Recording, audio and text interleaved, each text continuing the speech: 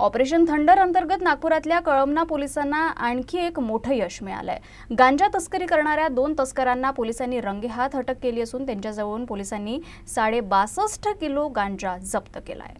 Kalamna police Thane हद्दीत बेलेनगर परिसरात हर्ष पांडे आणि सोहेल सिद्दीकी नामक युवक मोठ्या प्रमाणात गांजाची विक्री करण्याच्या तयारीत आहेत अशी गुप्त माहिती पेट्रोलिंग दरम्यान पोलिसांना खबराकडून मिळाली होती।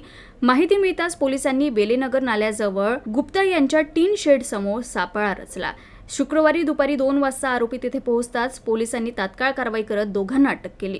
पोलिसांनी एनडीपीएस कायद्यानुसार कारवाई करत त्यांच्या ताब्यातून 62 किलो 580 ग्रॅम गांजा जप्त केलाय। जप्त केलेला गांजा ओडिशाहून आणला होता अशी माहिती प्राथमिक चौकशीत मिळाली आहे। सापळा रचून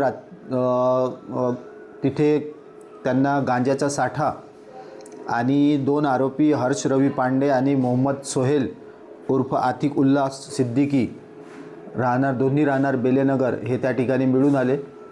त्या ठिकाणी एनडीपीएस कायद्याअंतर्गत कारवाई केल्यानंतर एकूण 62.560 किलो गांजा त्या ठिकाणी मिळून आला। आरोपींच्या ताब्यातून तो संपूर्ण गांजा, एक 2 व्हीलर आणि एक मोबाईल असा एकूण 13,50,000 रुपयाचा मुद्देमाल आम्ही जप्त केला। आरोपींविरुद्ध एनडीपीएस कायद्याअंतर्गत गुन्हा दाखल करण्यात आलेला आहे। अधिक तपास सुरू आहे।